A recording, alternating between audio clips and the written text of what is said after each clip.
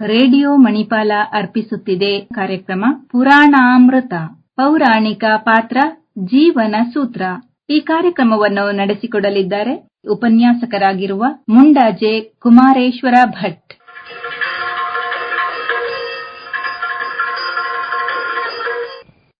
ಮಾನ್ಯ ಕೇಳುವರಿಗೆಲ್ಲ ಮನದಾಳದ ನಮನ. ಪುರಾಣಾಮೃತದಲ್ಲಿ ಎಲ್ಲ ದೃಷ್ಟಿಯಿಂದಲೂ ಅಮೃತ ಸಮಾನವಾದ ಗರುಡ ಪುರಾಣದ 4ನೇ ಭಾಗ ಹಾಗೂ ಒಟ್ಟಾಗಿ 113ನೆಯ ಸಂಚಿಕೆಯಲ್ಲಿ ನಾವಿದ್ದೇವೆ. ಅಂದಹಾಗೆ ಶ್ರೋತೃ ಮಹಾಶಯರಲ್ಲಿ ಒಂದು ವಿಜ್ಞಾಪನೆ. ಗರುಡ ಪುರಾಣದಲ್ಲಿ ಉಲ್ಲೇಖಿಸಲ್ಪಟ್ಟ ಸರ್ವ ರೀತಿಯ ಶಿಕ್ಷೆ ಹಾಗೂ ಪುರಸ್ಕಾರಗಳು ಕೇವಲ ಮರಣವನ್ನಪ್ಪಿದವರ ಪ್ರೇತಗಳಿಗೆ ಹೊರತು ಆತ್ಮಗಳಿಗಲ್ಲ. ಪ್ರೇತಾಖ್ಯಾನದಲ್ಲಿ ಇದು ಸ್ಪಷ್ಟವಾಗಿ ನಮೂದಿಸಲ್ಪಟ್ಟಿದೆ. ಅಂದರೆ ಜೀವಿತವಿದ್ದಾಗ ಮಾಡಿದ ಎಲ್ಲಾ ಪಾಪಕರ್ಮಗಳಿಗೂ ಸಾಂಕೇತಿಕವಾದ ದೇಹ ರಚನೆಯನ್ನೊದಗಿಸಿ ಪ್ರೇತಗಳಾಗಿ ಮಾರ್ಪಡಿಸಿ ಆಯಾ ದಂಡನೆಗಳನ್ನು ವಿಧಿಸಲಾಗುತ್ತದೆ. ಮತ್ತೆ ಇದು ಕಟ್ಟುಕತೆಯೆಂದು, ಕಪೋಲ ಕಲ್ಪಿತವೆಂದು ಪ್ರಸ್ತುತ ದೊರಕಲಾರದ ಸಾಕ್ಷ್ಯಾಧಾರಗಳಿಂದ ಅನುಮಾನ ಪಡಬಹುದಾದರೆ ರಾಮಾಯಣ ಭಾರತಾದಿ ಕಾವ್ಯಗಳು, ವೇದೋಪನಿಷತ್ತುಗಳು ಅಂತೆ ಎಂದು ಭಾವಿಸಬೇಕಾಗುತ್ತದೆ. ಕೊನೆಗೆ ದೇವರ ಅಸ್ತಿತ್ವವನ್ನೂ ಕೂಡ.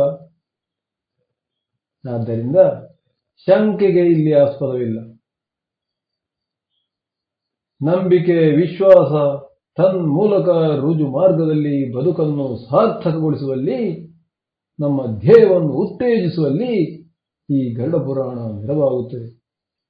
ಯಮಲೋಕದತ್ತ ಪಯಣದಲ್ಲಿ 2ನೇ ಅಧ್ಯಾಯದಲ್ಲಿ ಹೇಳಿದ 16 ಪಟ್ಟಣಗಳ ಕುರಿತು ಸ್ಥೂಲವಾಗಿ ಒಮ್ಮೆ ದೃಷ್ಟಿ ಹಾಯಿಸೋಣ. ತಮ್ಮ ಅಸಹನೀಯ ಯಾನವನ್ನು ಮುಂದುವರಿಸುತ್ತಾ ಪ್ರೇತಾತ್ಮಗಳು ಸೌಮ್ಯಪುರಕ್ಕೆ ಬರುತ್ತವೆ. ಹೆಸರು ಮಾತ್ರ ಸೌಮ್ಯ. ಅಲ್ಲಿ ಪುಷ್ಪ, ಭದ್ರ ಎಂಬ ನದಿಗಳು, ನೆಗ್ರೋಧನೆಂಬ ಯಮ ಕಿಂಕರ ರಾಜನೂ ಇರುತ್ತಾರೆ. ಸೌಮ್ಯಪುರದಲ್ಲಿ ಪ್ರೇತಗಳಿಗೆ ಸ್ವಲ್ಪ ವಿಶ್ರಾಂತಿ ನೀಡಲಾಗುತ್ತದೆ. ಅಲ್ಲಿಯೂ ದುಃಖಿಸುತ್ತಾ ತಮ್ಮ ಪುತ್ರಾದಿ ಸಂಬಂಧಿಗಳನ್ನು ನೆನೆಯುತ್ತಿರುತ್ತಾರೆ. ನಂತರ ಮತ್ತೆ ಪಾಶ ಹಾಕಿ ಸೌರಿಪುರದತ್ತ ಎಳೆದೊಯ್ಯಲಾಗುತ್ತದೆ. ಅಲ್ಲಿ ಕಾಲರೂಪದ ಜಂಗಮ ಎಂಬ ರಾಜನಿರುತ್ತಾನೆ. ಅವನನ್ನು ನೋಡಿಯೇ ಪ್ರೇತಗಳು ಫತರುಗುಟ್ಟುತ್ತಾರೆ. ತರುವಾಯ ರೋಧಿಸುತ್ತಾ ನಗೇಂದ್ರ ಭವನಕ್ಕೆ ಕರೆದೊಯ್ಯಲ್ಪಡುತ್ತಾರೆ. ನಂತರ ಗಂಧರ್ವಪುರದ ಶಿಕ್ಷೆಯನ್ನು ಅನುಭವಿಸಿ ಶೈಲಾಗಮಪುರಕ್ಕೆ ಹೋಗುತ್ತವೆ. ಅಲ್ಲಿ ರಣಭೀಕರ ಕಲ್ಲಿನ ಮಳೆಯನ್ನೆದುರಿಸಿ ಕ್ರೌಂಚಪುರಕ್ಕೆ ಬರುತ್ತಾರೆ. ಅಲ್ಲಿಂದ ಕ್ರೂರಪುರದ ಅತಿಥಿ ಸತ್ಕಾರದ ಬಗ್ಗೆ ಹೆಚ್ಚೇನು ಹೇಳಬೇಕಾಗಿಲ್ವಲ್ಲ. ಅಲ್ಲಿಂದ ನೇರ ವಿಚಿತ್ರ ಭವನಕ್ಕೆ ಹೋದಾಗ ಅಲ್ಲಿ ವಿಚಿತ್ರ ಎಂಬ ಯಮರಾಜನ ತಮ್ಮನೇ ಆಡಳಿತಾಧಿಕಾರಿಯಾಗಿರುತ್ತಾನೆ. ಇನ್ನು ಯಮನ ತಮ್ಮನ ಶಿಕ್ಷೆಯ ಪರಿಯ ಬಗ್ಗೆ ಹೇಳುವುದೇನು? ಹಾಗೆಯೇ ಬಹ್ವಾಪದ, ದುಃಖದ ಪಟ್ಟಣಗಳನ್ನು ಕೂಡ ದಾಟಿ ನಾನಾಕ್ರಂದಪುರಕ್ಕೆ ಬರುತ್ತವೆ ಪ್ರೇತಗಳು. ಅಲ್ಲಿ ನಾನಾ ರೀತಿಯ ಆಕ್ರಂದನ ಮಾಡುತ್ತಿರುತ್ತಾರೆ. ಅಲ್ಲಿನ ವಾತಾವರಣದಲ್ಲೇ ಘೋರವಾದ ಆಕ್ರಂದನದ ಧ್ವನಿ ಸದಾ ಮೊಳಗುತ್ತಿರುತ್ತದೆ.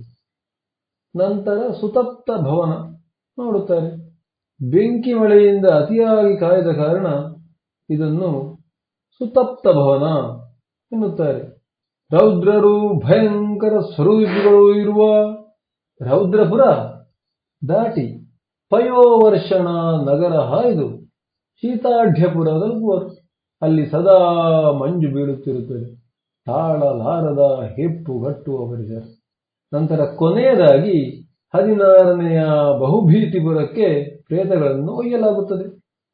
ಯಮಲೋಕಕ್ಕೆ ಅತ್ಯಂತ ಸನಿಹದ ಇಲ್ಲಿ ಪ್ರೇತಗಳು ತಮ್ಮ ಹಸ್ತದಳತೆಯ ದೇಹ ತ್ಯಜಿಸಿ ಲಿಂಗ ಶರೀರಾಭಿಮಾನಿ ಜೀವವು ಅಂಗುಷ್ಟ ಮಾತ್ರ ಯಾತನಾ ಶರೀರ ಧಾರಣೆ ಮಾಡುತ್ತದೆ ಎಂದು ಗರುಡ ಪುರಾಣ ಹೇಳುತ್ತದೆ.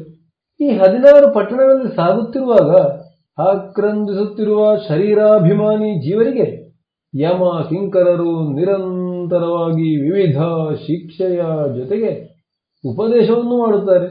ಭೂಲೋಕದಲ್ಲಿನ ಸತಿ ಸುತಾದಿ ರಕ್ತ ಸಂಬಂಧಿಕರು ಮಿತ್ರರು ಗಳಿಸಿದ ಆಸ್ತಿ ಅಂತಸ್ತು ಸಂಪತ್ತು ಎಲ್ಲವೂ ಸುಮ್ಮನೆ ಶೂನ್ಯ. ನೀವು ಗಳಿಸಿದ ಸತ್ಕಾರ್ಯಗಳಿದ್ದರೆ ಹೇಳಿ, ಪುಣ್ಯಗಳಿದ್ದರೆ ತಿಳಿಸಿ ಎಂದು ಮತ್ತೆ ಮತ್ತೆ ಹಿಂಸಿಸುತ್ತಾರೆ. ಭೂಮಿಯಲ್ಲಿ ಜೀವಂತವಿರುವ ವಂಶಜರು ಪಿಂಡ ರೂಪದಲ್ಲಿ ನೀಡುವ ದಾನಾದಿಗಳಿಂದ ಹಾಗೂ ಇತರ ಕ್ರಿಯಾವಿಧಿಗಳಿಂದ ಈ ಪ್ರೇತಗಳಿಗೆ ಕೊಂಚ ನೆಮ್ಮದಿ ಕೂಡ ಸಿಗುತ್ತದೆ ಎನ್ನುತ್ತದೆ ಗರುಡ ಪುರಾಣದ ಪ್ರೇತಕಾಂಡ. ಯಮಲೋಕದ 4 ಮಹಾದ್ವಾರಗಳಲ್ಲಿ ದಕ್ಷಿಣ ದ್ವಾರದಲ್ಲಿ ಈ ಪ್ರೇತಾತ್ಮಗಳು ಒಳ ಪ್ರವೇಶಿಸುತ್ತವೆ. ಅದಕ್ಕಾಗಿ ಈಗಲೂ ಕೂಡ ಸಂಪ್ರದಾಯಸ್ಥರು ದಕ್ಷಿಣ ದಿಕ್ಕಿಗೆ ತಲೆ ಹಾಕಿ ಮಲಗಬಾರದು, ಆಹಾರಾದಿಗಳನ್ನು ಸ್ವೀಕರಿಸಬಾರದು. ಹಾಗೂ ಶ್ರಾದ್ದ ಕರ್ಮಗಳಿಗೆ ಈ ದಿಕ್ಕು ಮಹತ್ವವನ್ನು ಹೊಂದಿದೆ. ವೈಜ್ಞಾನಿಕವಾಗಿಯೂ ಇದು ನೈಜವೆಂದು ನಿರೂಪಿತವಾಗಿದೆ. ಧ್ರುವಗಳ ಸೆಳೆತವು ನಮ್ಮ ಮೇಲೆ ಬೀರುವ ಅಯಸ್ಕಾಂತೀಯ ಪರಿಣಾಮ ಸೂಕ್ಷ್ಮವಾದುದಾದರೂ ಬಹಳ ಪರಿಣಾಮಕಾರಿಯಾದುದು. ಯಮಲೋಕದಲ್ಲಿ ಮುಖ್ಯ ಲೆಕ್ಕಾಧಿಕಾರಿಯಾಗಿರುವ ಚಿತ್ರಗುಪ್ತನು ತನ್ನ ಶ್ರವಣರೆಂಬ ಸ್ತ್ರೀ ಹಾಗೂ ಪುರುಷ ಯಮ ಕಿಂಕರರ ಸರ್ವ ಸನ್ನದ್ಧ ತಂಡದಿಂದ ಸತ್ತ ಜೀವಾತ್ಮರ ಪ್ರತಿ ನಡೆಯ ಬಗ್ಗೆ ವರದಿಯೊಪ್ಪಿಸುವನು ತನ್ನೊಡೆಯ ಯಮಧರ್ಮರಾಜನಿಗೆ. ಜೀವರುಗಳ ಸೂಕ್ಷ್ಮಾತಿ ಸೂಕ್ಷ್ಮ ನಡೆಯೂ ಕೂಡ ಇಲ್ಲಿ ಲೆಕ್ಕಕ್ಕೆ ಬರುತ್ತದೆ ಎಂದರೆ ಅಚ್ಚರಿಯಾದೀತು. ಈಗಿನ ಕ್ಲೋಸ್ಡ್ ಸರ್ಕ್ಯೂಟ್ ಟಿವಿಯಂತೆ ಶ್ರವಣೆಯರು ನಮ್ಮ ಮೇಲೆ ನಿರಂತರ ನಿಗಾ ಇಡುವರು.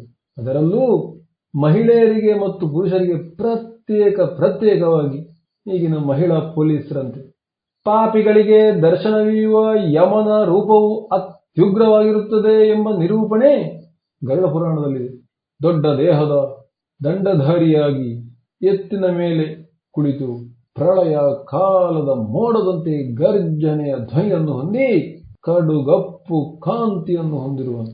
ಹಾಗೆಂದು ಸನ್ಮಾರ್ಗಿಗಳಿಗೆ ಸಾಧುವಾಗಿಯೂ ಸೌಮ್ಯವಾಗಿಯೂ ತೋರುವ ಯಮರಾಜನು ಯಮಧರ್ಮರಾಜನೆಂದೇ ಪ್ರಸಿದ್ಧ ಎಂಬುದು ಕೂಡ ಅಷ್ಟೇ ಮುಖ್ಯ.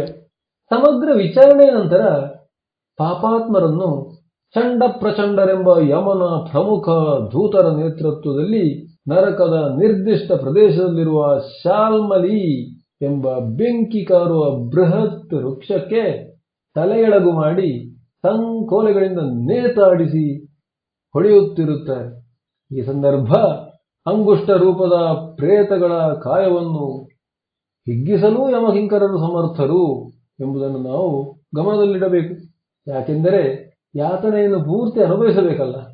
ನರಕದ ವಿಸ್ತಾರವಾದ ಎದೆ ಧಲ್ಲೆನಿಸುವ ವಿವರಣೆ ಗರುಡ ಪುರಾಣದಲ್ಲಿದೆ. ಪ್ರಮುಖ 21 ಉಪಶಾಖೆಗಳಲ್ಲಿ ಪಾಪಿಗಳನ್ನು ಅವರವರ ಕರ್ಮಾನುಸಾರ ಕಿವಿಗೆ ಶಲಾಕೆ ನುಗ್ಗಿಸುವುದು, ಕಾದ ಸೀಸ ಎರೆಯುವುದು, ಕುದಿಯುವ ಎಣ್ಣೆಯಲ್ಲಿ ಕರಿಯುವುದು, ನಖಶ್ಚೇದನ, ಗರಗಸದಿಂದ ಮೇಲ್ಮುಖವಾಗಿ ಹಿಮ್ಮುಖವಾಗಿ ನಿಧಾನವಾಗಿ ಕತ್ತರಿಸುವುದು ಇತ್ಯಾದಿ ಕಂಡು ಕೇಳರಿಯದ ಶಿಕ್ಷೆಯನ್ನು ನೀಡಲಾಗುತ್ತದೆ. ತಾಮಿಸ್ತ್ರ, ಅಂಧತಾಮಿಸ್ತ್ರ, ರೌರವ, ಮಹಾರೌರವ, ಕುಡ್ಮಲ, ಲೋಹಶಂಕು, ಕುಂಭೀಪಾಕ, ಮಹಾಪಥ ಕೆಲವು ನರಕದ ಉಪಶಾಖೆಗಳು. ನನ್ನೇ ಕೇಳಿದರೆ ಈ ನರಕಯಾತನೆಗಳು 100 ವರ್ಷಗಳು ಮುಂದುವರಿಯಬಹುದು. ಆಯಾ ಪ್ರೇತಗಳ ತಪ್ಪಿಗನುಸಾರವಾಗಿ. ನಮ್ಮ ದಂಡ ಸಂಹಿತೆಯಲ್ಲಿನ ಹಾಗೆ ಗರಿಷ್ಠ ಅವಧಿಯ ಶಿಕ್ಷೆ ಎಂದರೆ ಅದು ಜೀವಾವಧಿ, ಲೈಫ್ ಇಂಪ್ರಿಸನ್ಮೆಂಟ್, ಅಂದರೆ 14 ವರ್ಷ ಮಾತ್ರ. ಇನ್ನು ಪೆರೋಲ್ನಲ್ಲಿ ಹೊರಗೆ ಬರುವ ಪ್ರಶ್ನೆಯೇ ನರಕದಲ್ಲಿಲ್ಲ. ಇಲ್ಲಿ ಬಹುಮುಖ್ಯ ವಿಚಾರವೇನೆಂದರೆ ಇಷ್ಟು ಶಿಕ್ಷೆ ನೀಡಿಯೂ ಪಾಪ ಕ್ಷಯಿಸದ ಘೋರ ಪ್ರೇತಗಳಿಗೆ ಕೆಳಸ್ತರದ ಪ್ರಾಣಿಗಳಾಗಿ ಹುಟ್ಟಲು ತನ್ಮೂಲಕ ಪಾಪ ಕ್ಷಯಿಸಲು ಕಳುಹಿಸಲಾಗುತ್ತದೆ. ಎಲ್ಲಿಯವರೆಗೆ ಗರುಡ ಪುರಾಣದಲ್ಲಿ ಜಾಗತಿಕ ದಂಡ ಸಂಹಿತೆಯ ಸಮಗ್ರ ವಸ್ತುನಿಷ್ಠ ವಿವರಣೆ ಇದೆ ಎಂದರೆ, ಬೃಹತ್ ಮರಗಳನ್ನು ಕಡಿದು ಮಾರುವವರಿಗೂ ವೈತರಣಿ ನದಿಯ ಶಿಕ್ಷೆ ವಿಧಿಸಲಾಗಿದೆ. ಅಂದರೆ ಅಚ್ಚರಿಯಾದೀತು. ಇಲ್ಲಿ ಪರಿಸರ ರಕ್ಷಣೆಯ ಸಸ್ಯ ಸಂಕುಲದ ಉಳಿಕೆಯ ಅಂಶವೂ ವ್ಯಕ್ತವಾಗುವುದು ಗಮನಾರ್ಹ. ಅನೈತಿಕ ಸಂಬಂಧ ಹೊಂದಿದವರಿಗೆ ಲಿಂಗ ಭೇದವಿಲ್ಲದೆ, ಹಾಗೆ ಅತ್ಯಾಚಾರಿಗಳಿಗೆ ಚಿತ್ರ ವಿಚಿತ್ರ ಶಿಕ್ಷೆಗಳ ಸರಮಾಲೆಯೇ ನರಕದಲ್ಲಿ ಸಿದ್ಧವಾಗಿ ಕುಳಿತಿದೆ. ನೈತಿಕತೆಯ ಉಚ್ಚ ಆದರ್ಶದ ಪಾಲನೆಯ ಮಹತ್ವವನ್ನು ಆ ಮೂಲಕ ಎತ್ತಿ ಹಿಡಿದಿದೆ ನಮ್ಮ ಪೌರಾಣಿಕ ಸಂಸ್ಕೃತಿ. ಕೆಲವು ಆಸಕ್ತಿದಾಯಕ ಸಂಗತಿಯನ್ನು ಗರುಡ ಪುರಾಣದಲ್ಲಿ ಮುಂದಿನ ವಾರ ನೋಡೋಣವಲ್ಲವೇ? ಓಂ ಶ್ರೀರಾಮಾಯ ನಮಃ. ಲೋಕ ಸಮಸ್ತ ಸುಖಿನೋ ಭವಂತು.